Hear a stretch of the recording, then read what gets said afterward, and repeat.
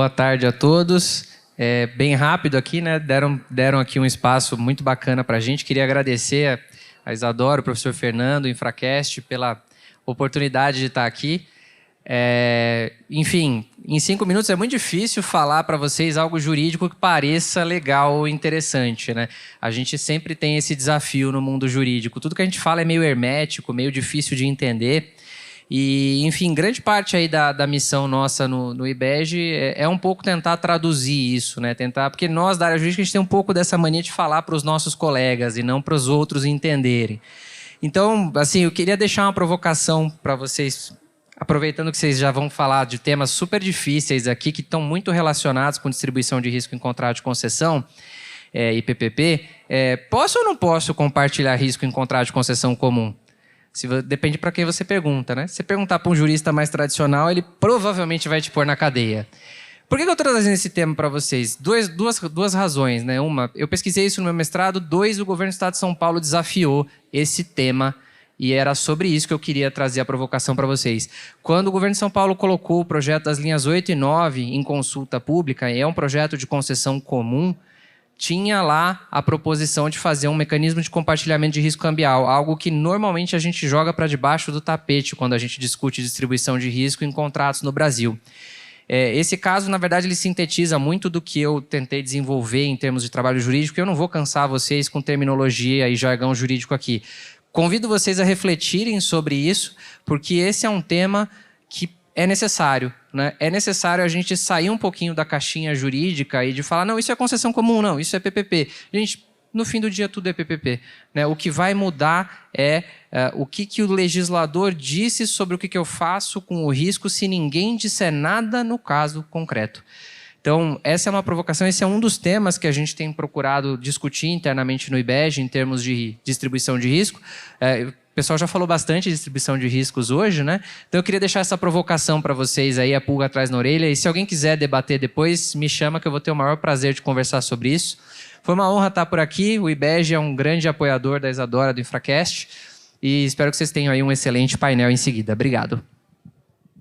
Obrigada, doutor Renan Facchinato, que é diretor de saneamento do IBEG, que de fato é um grande apoiador. Enfim, com a Dani também, que está aqui representando.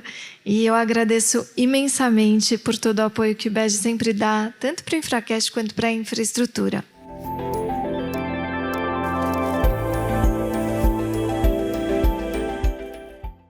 Meus caros, vamos começar aqui um painel sensacional sobre um tema importantíssimo, que é o tema da fiscalização, da gestão dos contratos e dessa tecnologia que é tão difícil, né? Uma tecnologia de gerenciar contratos depois que eles são celebrados. Muito se discute a respeito de capacitação dos gestores para fazer essa gestão dos contratos, a respeito de apoios, né, para os gestores para fazer essa gestão de contratos e do relacionamento público-privado e de como ele se desdobra a partir do momento em que o casamento é assinado. Eu tenho a honra de dividir esse painel, na verdade, apresentar esse painel aqui com essas ilustres presenças. Para quem não conhece, eu estou ao lado da minha querida doutora Natália Marcassa, que é uma das grandes responsáveis por todos esses projetos que os ministros vêm aqui bater o martelinho, esses 64 projetos que foram tratados aqui. A doutora Natália Marcassa é aí uma das grandes mentes por trás e também na frente, porque representa, é um grande exemplo de quem milita na área de infraestrutura, de quem sabe tudo da infraestrutura e de quem está lá no Ministério todos os dias, né, suando a camisa para fazer o Brasil caminhar para frente no setor de infraestrutura. Eu estou aqui também com o Dr. Pedro Moro, que é presidente da CPTM, a Companhia Paulista de Trens Metropolitanos, e que recentemente, inclusive o Dr. Renan acabou de falar, um exemplo importante, fez a primeira concessão, né, dos seus ativos, linhas 8 e 9, uma concessão emblemática, e isso foi responsabilidade e atuação super presente e líder do Dr. Pedro. Tem um episódio sensacional, aliás, todos aqui, me brindaram e me prestigiaram, que me presentearam com episódios maravilhosos para o Infracast, vale a pena muito ver. E estou aqui também ao lado da doutora Viviane Moura. Doutora Viviane, enfim, dispensa todas as apresentações, a minha parceira em diversas iniciativas. E a doutora Viviane chefiou, né, a SUPAR, que é a Superintendência de Parcerias do Estado do Piauí, desde o início da criação do programa, na transição de 2014 para 2015, e simplesmente colocou o Piauí no mapa das PPPs e das concessões no Brasil e no mundo. Teve, inclusive, um projeto super premiado, inclusive também com o Dr. James, que está aqui, presidente dessa concessionária Nova Ceasa, que foi premiado como o melhor presente do mundo pela ONU. O melhor projeto que valoriza pessoas, além de infraestrutura. E hoje a doutora Viviane é candidata a deputada federal pelo Piauí. Vamos falar com esses nossos ilustríssimos convidados, agradecendo mais uma vez a presença. Queria passar para a doutora Natália, para ela fazer algumas considerações a respeito dessa fase que é emblemática, não é? De gestão dos contratos, de fiscalização desses contratos e do dia a dia depois da assinatura do casamento. Conta pra gente, querida. Primeiro, obrigada, Isadora, por esse evento, por estar aqui mais uma vez falando para esse público. E uma delícia de evento, né? Um lugar lindo, encontrando todo mundo. Então, assim, uma super oportunidade para a gente fazer um bate-papo aqui informal e também falar de assuntos que são super importantes na infraestrutura. Então, parabéns e muito obrigada pelo convite. Também queria cumprimentar meus colegas de painel, Viviane, Pedro, um prazer estar aqui com vocês. Engraçado você falar isso. Eu falei assim, gente, como que eu vou começar esse painel? Exatamente, eu pensei nisso. Hoje eu estou bastante na área de novos negócios, faz um tempo que eu não estou mais na regulação, mas assim, eu falei, esse é o painel da vida real, gente. Todos os outros painéis foram painel da novela. Então, novela, a gente é investidor, é garantir, né, ISD, é todo papo bonitinho para o casamento, né? Porque a novela, o último capítulo da novela é o casamento. Então, aquilo lá que vocês viram até agora é o painel da novela. Esse aqui é o painel da vida real. E o porquê que é o painel da vida real? Que é quando você casa e aí você vai começar 30 anos junto com aquele contrato de concessão. Eu sou funcionária de carreira da Agência Nacional de Transportes Terrestres. Comecei minha vida em 2005, né? Minha vida profissional em 2005 na agência, 2005 na NTT. Menor aprendiz, né? É menor aprendiz. Imagina, gente, isso aqui eu entrei lá com 15 anos. Em 2005 na NTT. E logo depois a gente fez a segunda etapa de concessões de rodovias e fizemos, enfim, hoje a gente está na quinta etapa de concessões de rodovias. E a gente foi aprendendo, na verdade, né? Hoje eu estou no Ministério da Infraestrutura, muito mais no lado do chapéu da... Né? Estou na novela agora, que é muito melhor do que na gestão contratual. Vou confessar para vocês. Gestão contratual é dolorida. Fui diretora da NTT 3 anos e meio. Foi... Como que eu vou falar? Minha experiência mais desafiadora.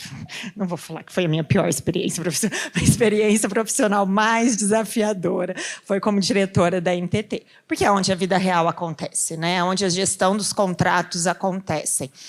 E um contrato é muito importante essa fase, estou brincando na fase da novela, porque se você modela mal, você tem que conviver por ele com 30 anos ou... Aliás, às vezes você nem consegue conviver com ele por 30 anos.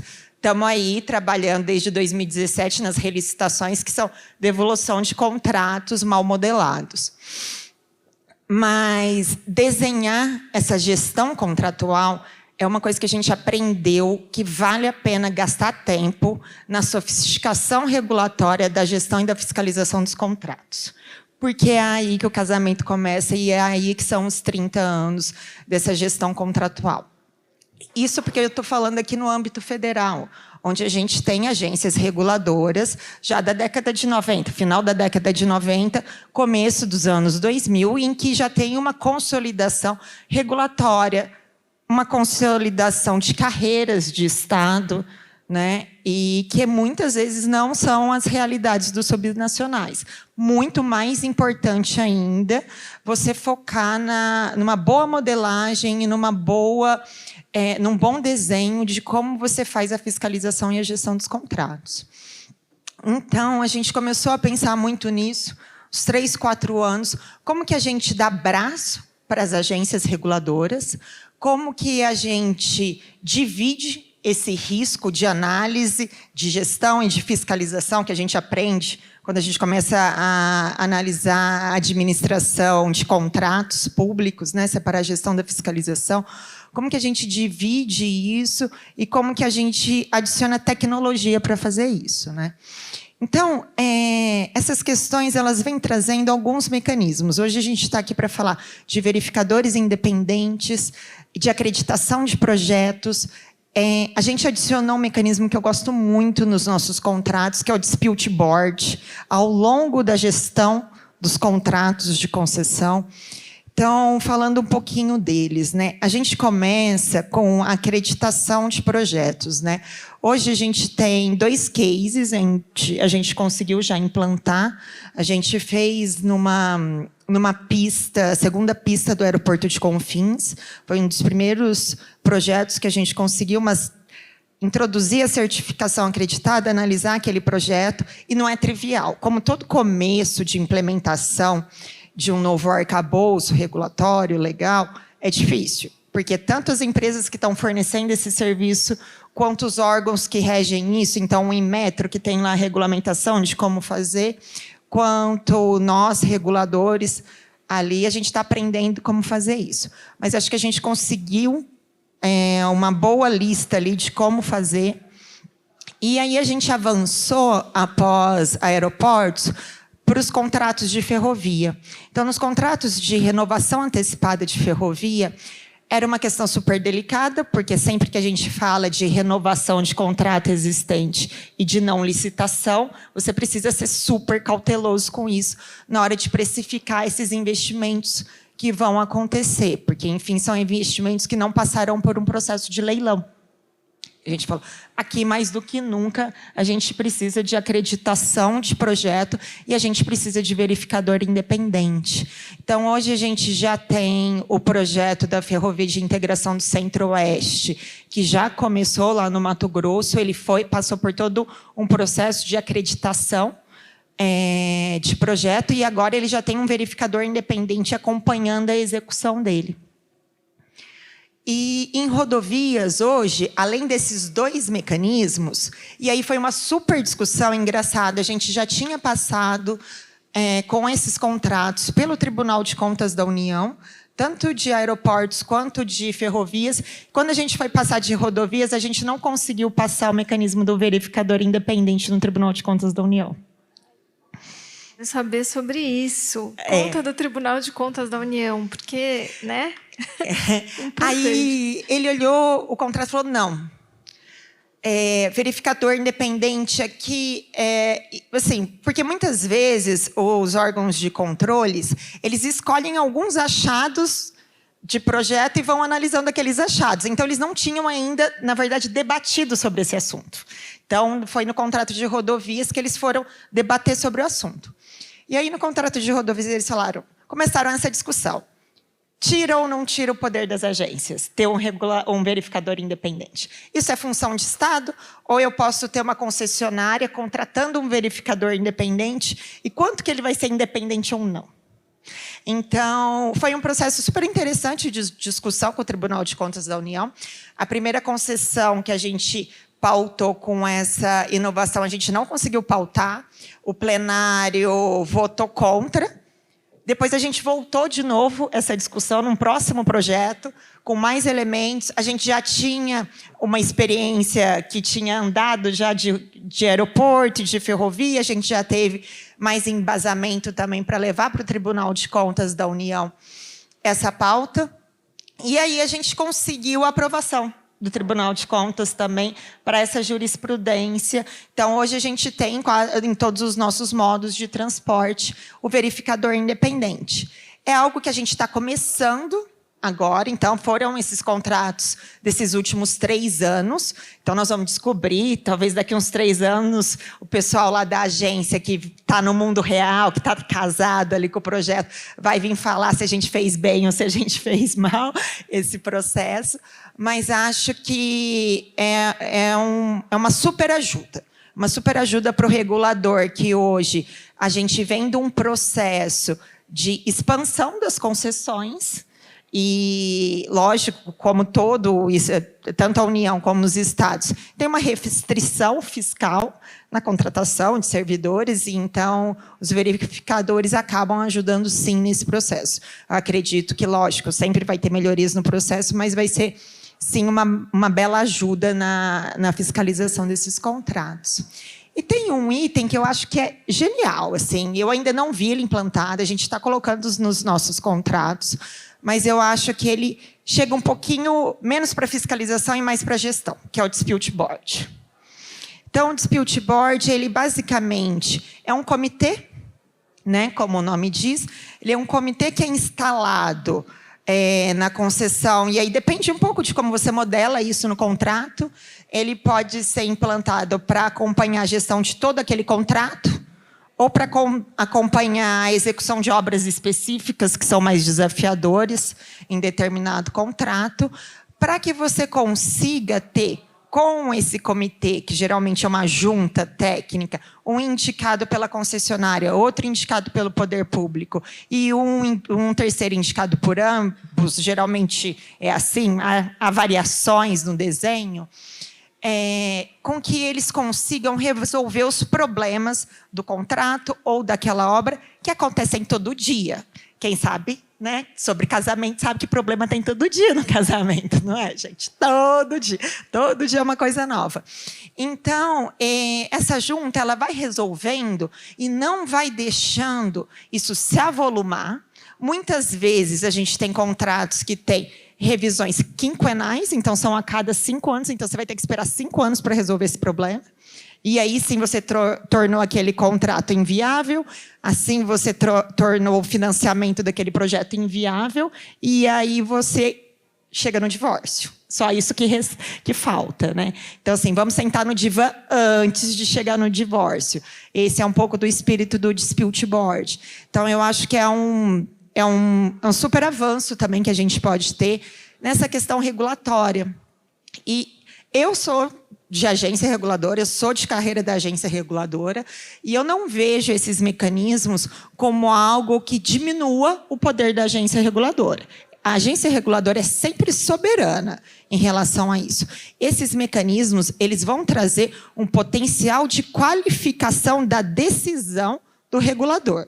Ele não vai substituir a decisão do regulador. A decisão sempre será tomada no âmbito do colegiado da agência reguladora, sempre instruída pela área técnica da agência reguladora, mas sim, ela vai ser qualificada por mecanismos de sofisticação introduzidos no contrato de concessão.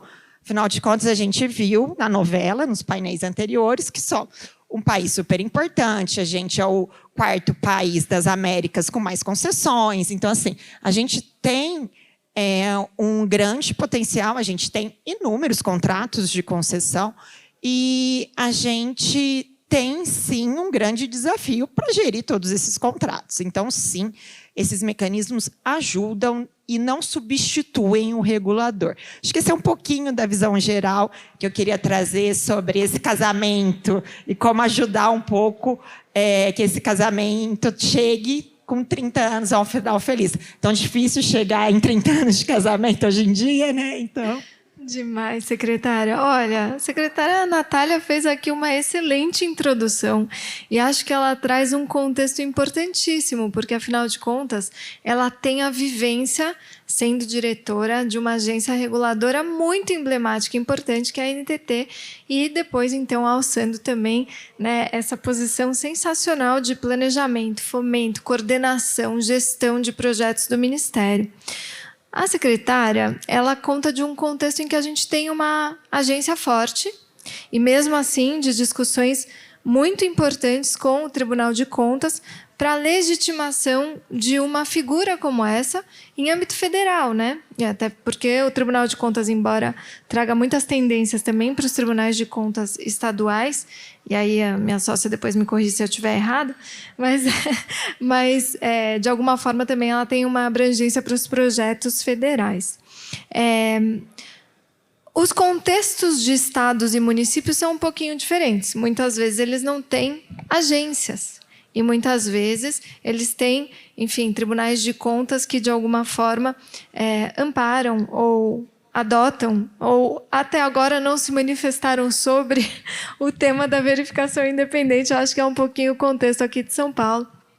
E eu queria passar, então, para que o nosso presidente, Pedro, possa falar um pouquinho a respeito desse setor, né, das linhas 8 e 9, setor de mobilidade, de transporte sobre trilhos, em que você não tem uma agência dedicada a essa regulação, possivelmente à fiscalização, mas você tem a concessão e você tem uma empresa, né, enfim, que opera também uma empresa estatal. Conta para a gente um pouquinho de como isso está sendo estruturado nesse contexto. Boa tarde a todos, obrigado pelo convite. A gente fez a concessão das linhas 8 e 9 das PTM. No contexto do Estado, é a primeira concessão de mobilidade de um ativo já em operação, o que traz alguma dificuldade, principalmente na parte de fiscalização. Não há uma agência reguladora formalizada no Estado para as concessões de mobilidade de ferrovia ou de metrô, e há uma comissão na Secretaria de Transportes Metropolitanos que é responsável por isso, a qual a CPTM é ligada também. E nessa concessão da 8 e 9 foi a primeira vez que a gente utilizou esses mecanismos do verificador independente, de auditoria independente, o que é fundamental. Então, ao contrário também do que foi colocado, o Tribunal de Contas do Estado ele não é consultivo, né? A gente não encaminha os editais ao tribunal para avaliação. Então, às vezes a gente tem a surpresa depois. Até agora não há nenhuma informação a respeito do posicionamento do tribunal, mas já foi verificado o edital, não há nenhum óbice em relação ao verificador independente. E nesse contrato, a gente, pela primeira vez, a gente teve, como era um contrato, uma concessão de um ativo em operação, a figura do auditor também é muito importante. Então, a gente, na hora de entrega, a gente teve um período de convivência entre a concessionária, a Via Mobilidade e a CPTM, durante 7 meses, com 5 meses de operação da CPTM assistida pela concessionária, depois 1 mês compartilhando e 1 mês a gente supervisionando a operação da concessionária. E ao fim desses 7 meses foi feita a auditoria, foi feita primeiro no comecinho e depois a complementação dela, a fase final dela para a entrega dos ativos, o que dá uma segurança também ao Estado do que foi entregue em caso de uma operação mal sucedida. Então, a gente tem, a Via Mobilidade teve algumas dificuldades ao longo desses 4 meses de operação, 3, 4 meses de operação agora, e as dificuldades eram mais técnicas deles do que dos ativos que eles tinham recebido. Isso aí a gente tinha comprovação toda pela auditoria que foi feita.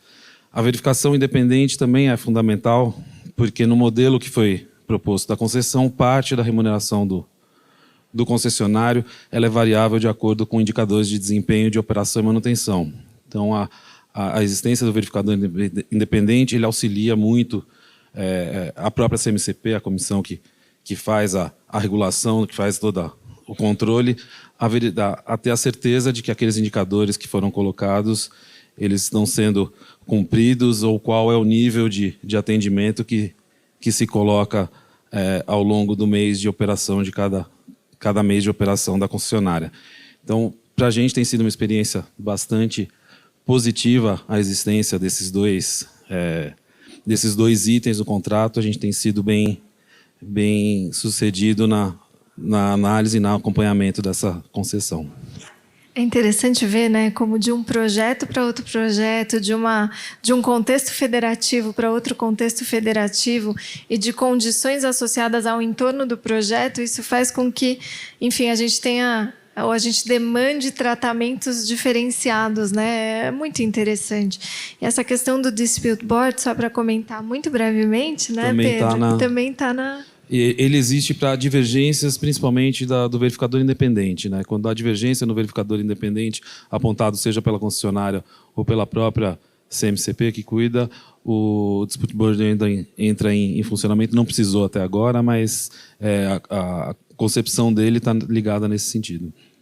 Acho que a gente está criando uma inteligência de contratos, né, e modelos que estão sendo testados. Inclusive, a doutora Eliane e a doutora Carla também participam de uma boa iniciativa nesse sentido, com uma comissão já instaurada, enfim. Eu acho que realmente aqui a gente está em fase de teste. Agora, se tem alguém que já testou esse negócio na prática e sabe muito do assunto e aposta no assunto, esse alguém é a doutora Viviane Moura. Falei até com sotaque de piauiense? Ah, pronto, então eu tô quase. É que o meu pai também era nordestino, então posso aqui posso trazer o meu sotaque cearense, mas é um pouquinho mais carregado. Mas se tem alguém que de fato entende do tema, esse alguém é a doutora Viviane. A doutora Vivi, desde então, dessa transição de 2014 para 2015, quando assumiu a Suparc e fez essa revolução dos projetos de infraestrutura no estado do Piauí, colocando o estado do Piauí no contexto brasileiro das PPPs, de cara apostou em trazer verificadores independentes para a gestão dos contratos. Conta da sua experiência, doutora. Boa tarde. Eu pedi a ela, eu disse, eu estou na minha vacation legis, né? Que é aquele período que eu nem sei o que é que eu sou ainda. Saí da superintendência, sou pré-candidata, mas eu ainda estou aqui dentro, né? Enfiada na infraestrutura. Eu disse a ela, quando ela me convidou, eu disse, escolhe um tema de novela. Ela me trouxe para um da vida real. Difícil. Mas, assim, eu quero começar parabenizando pela iniciativa. A vocês, Adoro, em nome do Infracast, pela ousadia, pela garra, né, por ter essa visão arrojada de pensar a infraestrutura e debater a infraestrutura. Eu comecei como menor aprendiz também, né, e já fui secretária das cidades, presidente da Companhia de Saneamento do meu estado, secretária de Habitação e Regularização Fundiária, e agora, recentemente, assumi a superintendência, foi minha última missão dentro de governo. E é difícil debater esse tema. Hoje de manhã eu conversei, vocês estavam falando sobre reequilíbrio, e eu troquei uma ideia com a Isadora, eu disse, poxa, a gente ainda está falando de reequilíbrio, e a gente ainda não sabe fazer reequilíbrio. A gente ainda não aprendeu a instruir processo, a ser céleres, ou seja, falando do lado de governo. E imagine, 2015, o estado do Piauí começando a fazer concessão, quando a gente não tinha nenhum contrato, nem de permissão de uso. Ou seja, imagine esse ambiente, em que a gente ainda estava discutindo reajuste de contrato, com brigas homéricas dentro de órgãos de governo por conta do reajuste de asfalto. Reequilíbrio, então, ninguém fala. Nunca vi um processo de reequilíbrio terminar com pagamento de reequilíbrio. Desconheço. E eu assumi a superintendência com a missão de trabalhar projetos de concessão, com 3 primeiros projetos designados pelo governador, saneamento básico, fácil de resolver, a nova SEASA e rodoviária. E, naquele momento, qual era o grande desafio para nós? Era pensar como que a gente ia ajudar no processo de monitoramento e fiscalização desses contratos. Ora, se a gente tinha dificuldade para executar, trabalhar a estruturação de estudos, imagine ter time para acompanhar a execução desses contratos. Como que a gente ia confiar que servidores que eram tão reativos ao setor privado, que estavam acostumados a abrigar e com um conceito muito internalizado de que o privado só quer ganhar dinheiro, como que a gente ia transformar esse servidor do dia para a noite num servidor que agora ia dialogar, que agora ia trabalhar com parceria, com um ambiente de discussão técnica, num contexto de monitoramento de contratos tão arrojados como os contratos de concessões de PPP.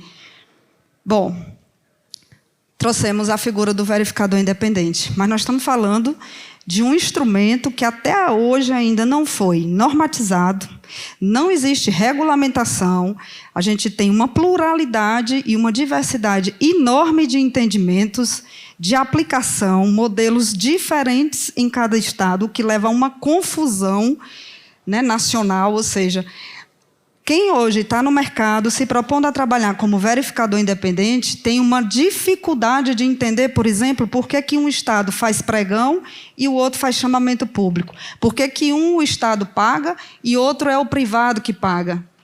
Então, essa falta de uniformidade, ela também termina prejudicando a execução dos projetos. Isso é fato. No estado do Piauí, a gente tinha uma agência reguladora. Essa agência reguladora, em 2015, ela estava desativada, voltou em 2017, mas dentro desse contexto. Não tinha pessoal preparado para trabalhar. Então, se a gente queria trabalhar projetos pioneiros, como foi o Piauí Conectado, as mini-usinas, a própria SEASA, como é que a gente ia fazer isso dentro desse ambiente? Como esses projetos iam ser monitorados? Somente pela equipe da superintendência, porque até isso a gente mudou. A gente trouxe para dentro da superintendência de PPP criou a figura do Comitê de Monitoramento e Gestão de Contratos. E esse Comitê de Monitoramento é responsável por ajudar o verificador do lado de dentro do Estado. E o Comitê de Monitoramento, ele é a coordenação e a presidência, ela é de titularidade de um servidor da superintendência. Por que isso? De novo, volto para o princípio. O ambiente. Acho que entender um pouco sobre o ambiente onde esses projetos vão nascer faz todo sentido para a gente compreender por que determinados entes federativos aplicam ou não uma determinada regra. A gente precisa respeitar isso e não sair pré-julgando. Por que aqui no Mato Grosso do Sul fortaleceram a agência? Por que no Piauí não tem agência e tem verificador? Cada ambiente, contexto político conta, né? Eu enderecei 6 tópicos, bem simples, mas bem rápidos. É muito mais para reflexão nossa do que para discussão, até porque nem dá tempo. Mas, assim, primeiro, qual é o papel do verificador independente, especificamente do verificador, que agora eu descobri que é verificador de conformidade. O Tribunal de Contas achou pouco, mudou o nome. Vala-me Deus. Bom, o verificador tem uma importância. E não é só verificar indicador de desempenho. Na nossa avaliação, é avaliar resultado e impacto. Coisa que a gente não sabe fazer dentro de governo. A gente não faz relatório de impacto, a gente não faz avaliação sobre resultados econômicos, impacto social dos projetos. E avaliar somente os indicadores é muito raso, só para pagar a contraprestação. No final do dia, o que significa pagar a contraprestação? O que significa uma contraprestação paga? Ela significa só uma transação financeira? Não, não é só uma transação financeira. Então, lá no Piauí, a gente começou desde o início dando ao verificador esse poder de analisar, acompanhar, monitorar os contratos e os projetos com essa função e essa missão. Além de monitorar os indicadores e avaliar os indicadores para efeito de pagamento de contraprestação, eles também têm a função de elaborar os relatórios de impacto socioeconômico dos projetos, mensurar isso quantitativamente e qualitativamente. Então, bom, os 5 tópicos. 1, a diferença da gestão institucional, ou seja, onde se encaixam as agências e os verificadores, têm papéis completamente diferentes, não existe sobreposição de ação e nem existe conflito. Eu acho que eles podem se complementar, os dois. Cada um faz um papel diferente. Qual é o papel mesmo do verificador? Colaborar com governos, dar segurança e apoio ao concessionário, mas é um instrumento de controle social. Termina sendo um instrumento de controle social. Fazer a avaliação dos impactos, não só econômicos e sociais, mas agora também ambientais. Avaliar o pedido de reequilíbrio, avaliar a matriz de risco. E, assim, tem um papel fundamental. E nós já vivemos isso na prática. Ano passado, a concessionária do Piauí Conectado, a gente tinha que aplicar uma regra de contrato, que era a aplicação do reajuste. O índice era somente o IGPM.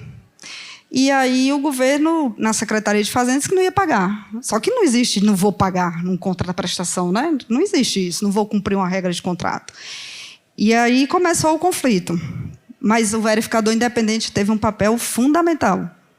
E aí, dentro desse ambiente que a gente conseguiu construir através da figura do verificador, a gente chegou a uma composição, a um acordo, e conseguimos mudar o indicador para o IPCA. Acho que agora a gente já até se arrependeu, né? Já foi IGPM, IPCA, já deve estar todo mundo arrependido, mas, enfim, mas fomos. Mas foi transacionado, foi acordado junto com a figura do verificador independente, para que a gente não tenha que ter mais um ator, que seria mais o comitê técnico. Isso cansa a relação, desgasta, e aí a gente divorcia. Mas, com certeza. Bom, como que a gente garante a participação do verificador? Aí eu tenho mais um exemplo para vocês. Uma das concessionárias de mini usina não queria assinar o contrato do verificador. Simplesmente não queria.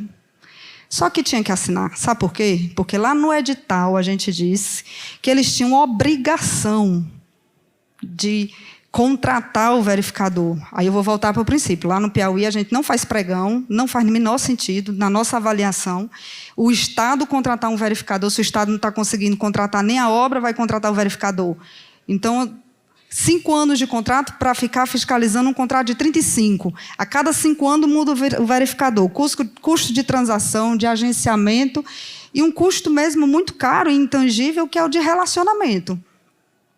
Então, dentro desse contexto, o verificador disse que não ia assinar o contrato, ou a concessionária, e a gente foi lá para o edital. Se ele não assina o contrato do verificador, ele está descumprindo o contrato, portanto, passível de rescisão, de extinção do contrato. Mas, se eu não prevejo o verificador com essa importância, eu não posso cobrar do concessionário.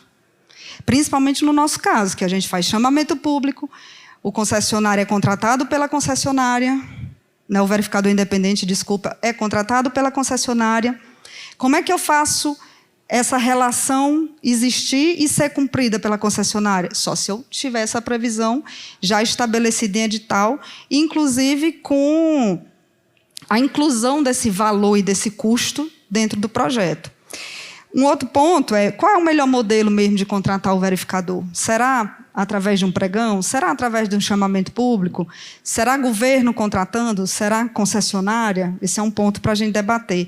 E um novo que ficou no meu radar por conta do último projeto que a gente fez recentemente, que é o aeroporto de Parnaíba, que é uma PPP, foi preço de mercado. Quando eu fui olhar o valor do contrato do verificador, um negócio fora do normal, desse tamanhozinho. Eu disse, ele não vai contratar nenhum profissional. Ele vai contratar quem de mercado que vem por esse valor para fazer uma verificação desse tamanho, trabalhando dentro de um contexto tão complexo que é o setor aeroportuário? Não, mas é porque a prática diz que a gente tem que colocar um percentual em cima do valor do contrato. Isso é a prática de quem? Se a gente tem hoje várias empresas no mercado prestando esse tipo de serviço, porque o ambiente também mudou, nós vamos fazer o mesmo procedimento, vamos usar o mesmo procedimento que está na 8666, vamos fazer a avaliação e precificação, vamos fazer um levantamento do preço de mercado. Porque, senão, daqui a pouco, a gente está enganando a gente mesmo. Nós vamos contratar por um valor irrisório, e aí eles não vão entregar, os relatórios vão ser ruins e a gente não vai ter o que a gente quer no final. Um bom projeto em execução sendo avaliado e a gente tendo condição de saber que essa avaliação, de fato, é feita por pessoal com respaldo técnico e com conhecimento específico e com especialização para debater o assunto. Esse é um tema que eu acho que a gente tem que pensar e começar a avaliar, porque a figura do verificador, ela é uma figura muito importante dentro do contrato. A gente vai naturalizar essa discussão. A gente ainda vai falar de verificador independente, como a gente fala de agência reguladora para alguns estados, que ainda hoje, para municípios, é um tabu. Ninguém sabe nem o que é agência reguladora, se é para comer, se é para beber, ninguém sabe. Tem muito município que você chega para falar sobre a agência reguladora, as pessoas não sabem o que é. O verificador independente, na nossa avaliação e considerando os resultados que a gente já colheu no Piauí, a gente tem hoje, graças a Deus, eu posso dizer, por experiência prática, a gente tem obtido resultados positivos e tem, hoje, a garantia e a convicção de dizer para vocês que o verificador tem um papel relevante, exerce uma função e uma missão de governo, não é uma missão de privado, sozinho, é uma missão de Estado, na verdade, não é nem de governo, é uma missão de Estado. Porque o verificador, no final, fala pelo povo. Não é o concessionário e nem é o governo, é o Estado. São as pessoas. E se a gente não der ao verificador independente essa função e essa missão de uma forma muito organizada dentro de um contrato, com trabalho técnico, né, que possa ser também executado como um parceiro das duas partes, mas com essa visão mais ampla, a gente vai ficar sempre refém, e aí vai ficar sempre nessa dicotomia. A agência reguladora regula para quem? É para o Estado. Então, o privado não se sente confortável com a agência reguladora. E o Estado não se sente confortável quando é o concessionário que contrata o verificador. Como é que a gente vai viver? Acho que está na hora da gente avançar mais um passo, regulamentar a figura de quem, de fato, tem que monitorar, fiscalizar e acompanhar, isso sem prejuízo da existência das agências reguladoras, elas têm outra missão, inclusive, e trazer para dentro do contexto a importância do verificador para os projetos de infraestrutura do país. Acho que é isso, Isa. Quem tiver perguntas, por favor, também levante a mão bem alto, que a Carolzinha vai levar o microfone. Mas, enquanto isso, eu queria saber se vocês têm reações, né, às falas uns dos outros, que eu acho bem interessante mesmo, até a doutora Natália, se puder falar, esse ponto que a doutora Viviane trouxe e também que, né, o doutor Pedro também mencionou, sobre como é um veículo de comunicação, né, de mensuração de impacto, positivo ou negativo, gerado a partir do projeto. Porque acho que essa fase mesmo do casamento, né, uma vez que ele é celebrado, é justamente, enfim, uma coisa que acaba ficando muito intrapartes, né? E você mostrar o benefício do projeto para a sociedade como um todo, né, e como isso vem, de alguma forma, impactando a vida das pessoas, talvez seja seja uma ferramenta para além da mensuração de performance que pode ser acoplada nessa figura da verificação independente. Mas, para além disso, né, essa não sobreposição de papéis com as agências, ou mesmo em contextos em que não há agência. Não sei se você quer comentar um pouquinho, Flor. Lá a gente está começando, né? E vocês já têm uma experiência de como que é isso na vida, né? Como que funciona. Uma dúvida, Viviane. Vocês chegam depois a usar esses relatórios para ranquear as empresas, assim, como um índice de satisfação, como alguma coisa assim? A gente tem indicadores de qualidade hoje que a gente usa muito pesquisa de satisfação mesmo. Assim. Então, vocês veem hoje a publicação dos melhores aeroportos do país, quem é o melhor em sustentabilidade, quem é o melhor...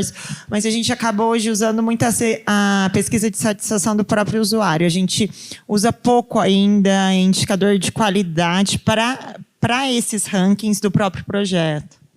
Não, mas é uma boa ideia. É uma boa ideia. Lá a gente usa o verificador independente, inclusive, é figura dentro dos contratos de concessão de uso, que são os contratos mais simples. Não é só em PPP. Só que aí a gente lembra da história da precificação, porque esse valor também vai estar embutido dentro do projeto, que é um custo. Mas a gente procura colocar com atribuições e responsabilidade menores, mas com o mesmo foco. Mas a gente não ranqueou ainda, não. Tem pesquisa de satisfação, tem os relatórios do verificador, inclusive eu convido vocês a conhecer no site os relatórios de impacto e de verificação do Piauí Conectado. Agora a gente vai começar o da Transcerrados, vai estar no site, e o das mini-usinas também. E é muito interessante ver a abordagem, como é que é de análise, por exemplo, do impacto da internet na educação, o impacto da internet no setor de saúde durante a pandemia. É bem interessante, mas a ideia é boa. Começar a ranquear, né? É bom. É muito boa. Uma das discussões que o Tribunal de Contas levantou foi a respeito da delegação do poder de polícia, né? E como que você deixa na mão de um terceiro contratado um poder, entre aspas, fiscalizatório. Na minha visão, é um apoio à fiscalização, mas ele não chega a ser punitivo, pelo contrário. Queria até remeter uma pergunta para o Dr. Pedro sobre isso, porque, em sendo CPTM, né, vocês são também operadores da infraestrutura de transporte sobre trilhos. E agora vocês também delegaram um ativo, agora a gente vai poder ter aí comparações interessantes sobre a operação. No caso das linhas 8 e 9, a gente tem um verificador independente para apoiar nessa fiscalização e o fiscalizador acaba sendo a própria CMCP, como você mesmo mencionou. E para o caso da operação feita pela CPTM, como é que é feita essa fiscalização, né? Porque é o próprio usuário quem fiscaliza. Como que isso funciona? Os indicadores de desempenho da CPTM são os mesmos que tem ou melhor, os que foram colocados no edital para a concessão das linhas 8 e 9 são os mesmos que a CPTM já utiliza. Então, a gente, pela primeira vez, vai ter uma base de comparação com um sistema idêntico ao nosso, né?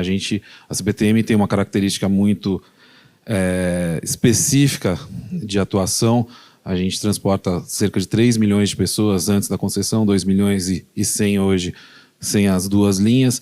É um transporte de altíssima capacidade que não tem nenhum comparativo no Brasil e poucos no mundo também, porque, além de transportar essa alta capacidade, nós operamos com intervalos próximos ao de metrô. Então, é uma ferrovia que liga 23 municípios, mas, ao mesmo tempo, ela opera com intervalo. Então, a gente tinha muita dificuldade até de comparação de indicador de desempenho. Então, com a concessão, a gente começa a ter indicadores de desempenho a ser comparados com outra operadora que a gente não tinha. A fiscalização é o público. Então, é pesquisa de satisfação. A gente tem nossos indicadores para saber se está evoluindo, se não está, mas não havia comparação. E o nosso indicador acaba sendo público. Então, você aumenta, e foi o que a gente fez, aumentar o canal de contato com o nosso público. As redes sociais são o principal canal de comunicação, mas a gente fez uma ampliação muito grande nesse canal para a gente entender os anseios. A gente, com isso, fez um trabalho também pioneiro no Brasil, que é a jornada do passageiro. A gente mapeou todos os pontos de contato do passageiro, desde quando ele pensa a viagem até quando ele sai de dentro do nosso sistema, para entender quais são os anseios e como a gente pode melhorar essa relação. Então, a nossa fiscalização efetiva hoje é com o passageiro. Isso é tão legal, né? Porque, de alguma forma, quando a gente fala de regulação de contrato e eficiências dos contratos, até no âmbito das agências federais, a gente tem o tal do Yardstick Competition, né? Que é uma empresa modelo e as outras empresas, enfim, o quanto elas se aproximam da empresa modelo para poder ser, enfim, detentora da possibilidade de ter pelo fator de eficiência, um bônus, né? Enfim, ou qualquer coisa assim. E aqui na prática a gente vai conseguir ver, né, uma comparação mesmo das operações pela empresa estatal e pela empresa privada, e uma fiscalização pelo verificador e uma fiscalização pelo usuário. Vamos fazer um próximo Arena Infracast para ver como que isso está na prática. Sensacional. Temos alguma pergunta da plateia? Minha pergunta é para minha deputada. Os projetos de mini usinas solares contempla essa questão do ESG? Por exemplo, elas serem, digamos, destinadas para cooperativas de produtores locais no sertão, que Piauí eu sei que, né, tem um sertão muito amplo, né? Alguma coisa desse tipo, entendeu? Para fixar, né, o homem à terra com renda, né? Através dessa nova tecnologia, por exemplo. Na verdade, em todos os nossos contratos, a gente procura, buscou desde o início, inclui o conceito do ESG, mas também a determinação do uso, isso foi uma determinação do governador, do uso dos ODS como referência. Uma coisa termina sendo complementar, o ESG surgiu de alguma forma, tirando o caráter governamental, né, questão, mas quando a gente fala de social e de meio ambiente, uma coisa termina estando casada com a outra. O projeto das mini-usinas, ele tem um foco principal, que é a redução, né, o uso dessa matriz de energia para a gente ajudar, através da geração dessa energia, a gerar uma economia para o governo. Isso é o fato.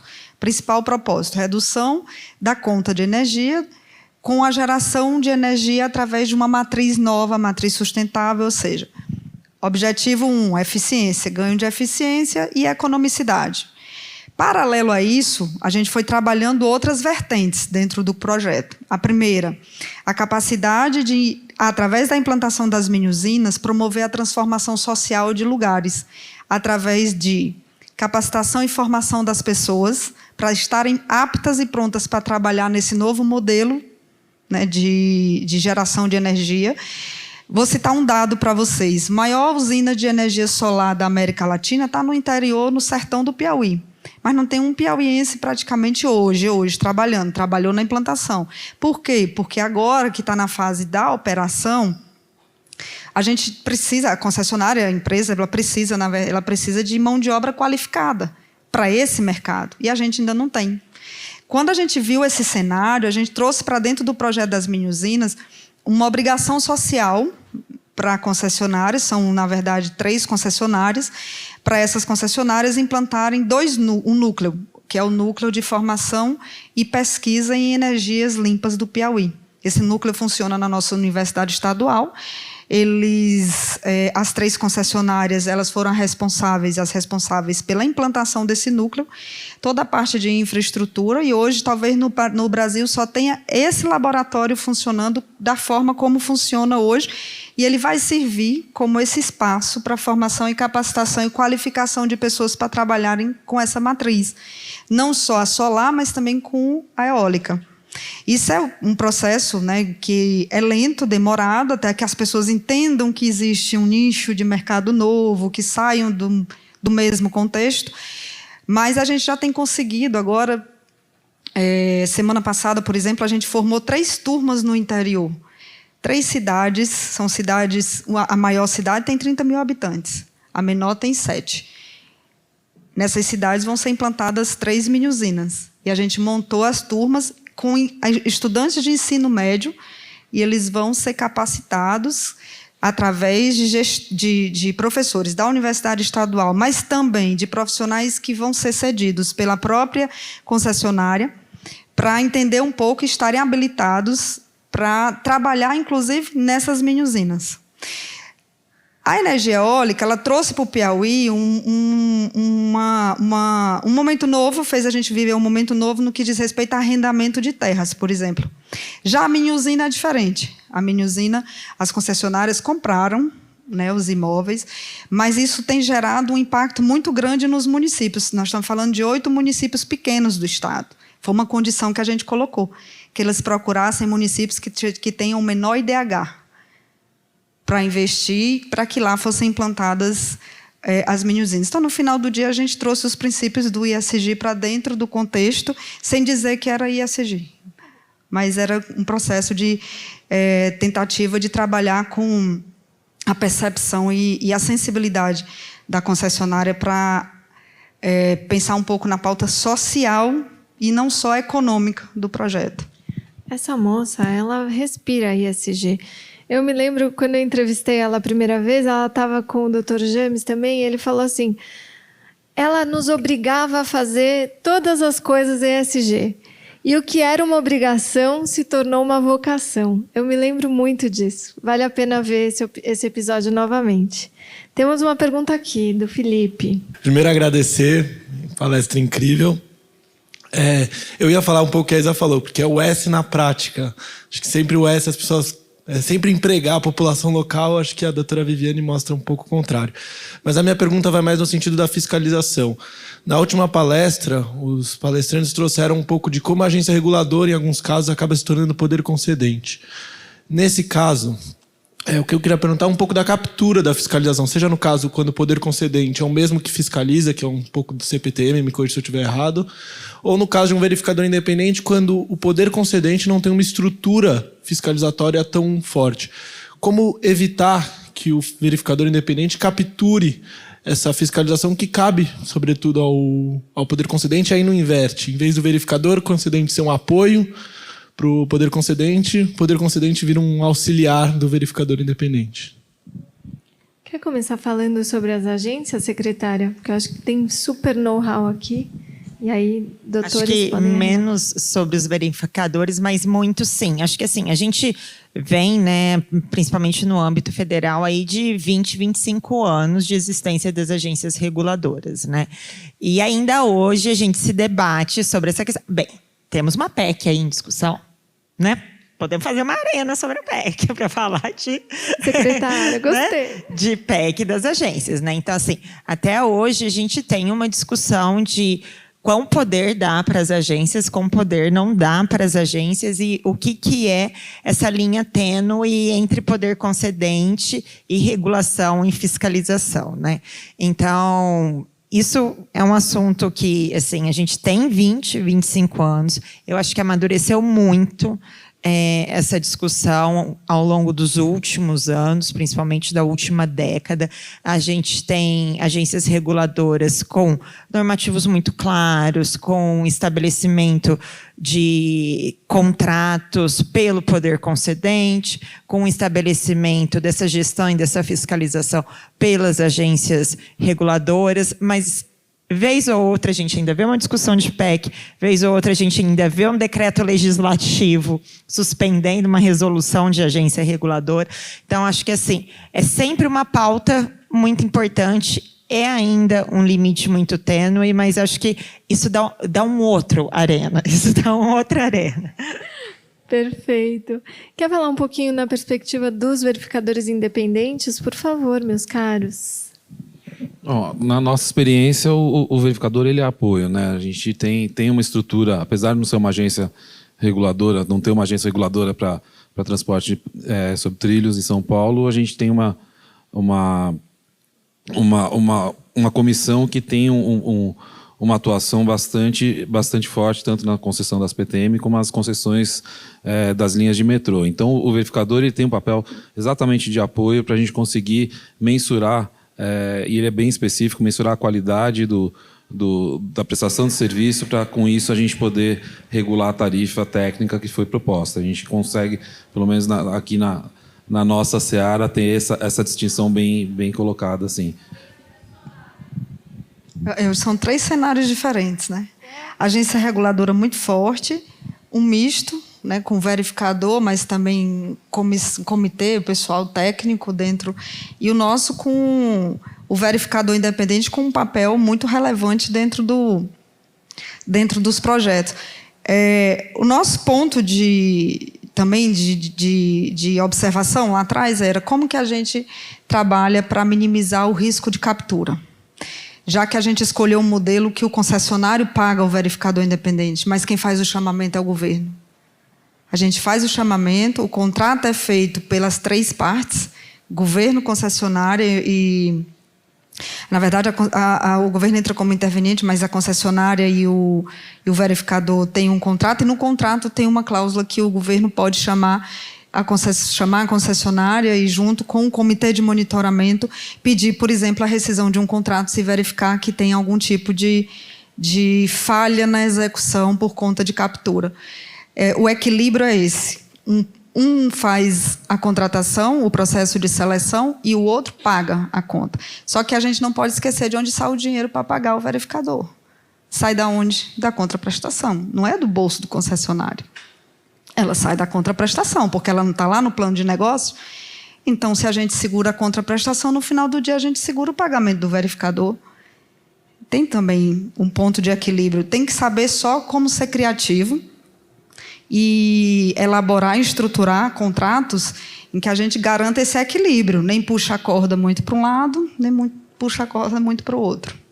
Tem uma questão prática, né, da contratação ser feita pela iniciativa privada, que são as amarras às quais o poder público está sujeito, né, de, enfim, ter flexibilidade aí, e maleabilidade no trato com o contratado.